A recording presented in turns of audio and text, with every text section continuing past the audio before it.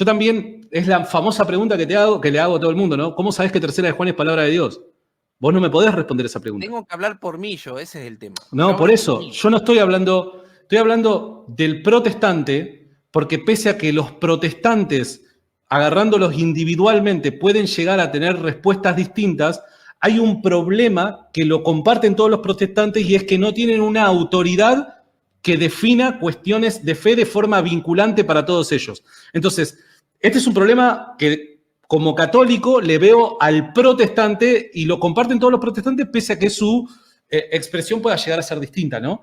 ¿Quién escribió Tercera de Juan? En su intento de validar la autoridad de la Iglesia Católica, algunos apologistas pretenden poner en entredicho a los protestantes con preguntas capciosas basadas en ciertos sofismas. Una de estas preguntas es, ¿quién escribió la Tercera de Juan? Aparentemente, esta pregunta lleva implícita la suposición de que, si se responde Juan, la siguiente pregunta sería, ¿cómo lo sabes? Lo que llevaría a la conclusión de que sabemos que la Tercera de Juan fue escrita por Juan porque la Iglesia así lo declaró, y gracias a la Iglesia Católica podemos confiar en su inspiración. Por lo tanto, se argumenta que el magisterio es infalible. Sin embargo, hay varias consideraciones importantes al respecto. En primer lugar, incluso si concediéramos que la Iglesia compiló los textos que formarían parte del canon, esto no valida automáticamente sus pretensiones. Los judíos fueron responsables de custodiar los textos, Romanos 3:2, pero eso no justifica automáticamente el judaísmo.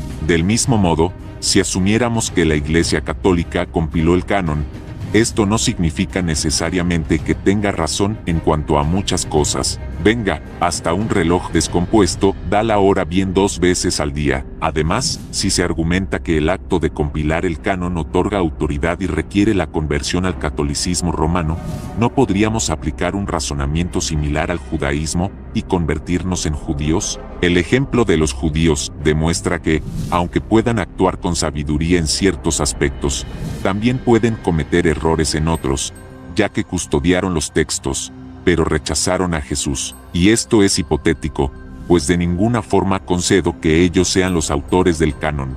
En segundo lugar, si Pablo escribe una carta, esa carta intrínsecamente pertenece a Pablo y a nadie más. Si alguien argumenta que la carta fue escrita por Pedro, debido a que su estilo se asemeja más al de Pedro que al de Pablo, eso no cambia la realidad ontológica de la carta. Sigue siendo de Pablo. La Iglesia Católica no puede cambiar intrínsecamente la naturaleza de las cartas, aunque lo desee. No puede convertir una carta de Pedro en una carta de Pablo. En última instancia, solo puede confirmar su validez, basado en ciertos elementos internos y externos. Así que, la Iglesia no hace a las cartas inspiradas, las reconoce, lo que es algo completamente diferente. Además, la validez de estas cartas ya había sido reconocida por las comunidades cristianas en las que circulaban. Tercero, en lo que respecta al canon, a pesar de que la Iglesia haya afirmado que ciertas cartas fueron escritas por ciertas personas,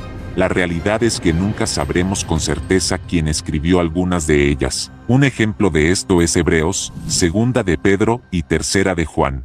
La incertidumbre rodea la autoría de estos textos, a pesar de las afirmaciones de la Iglesia Católica. Por lo tanto, es más sensato reconocer que nunca sabremos con certeza quiénes fueron los autores de ciertas cartas, aunque tradicionalmente se les atribuyan a ciertos santos, y si la incertidumbre rodea la autoría de Tercera de Juan por el apóstol Juan, luego no se sigue que la Iglesia sea infalible.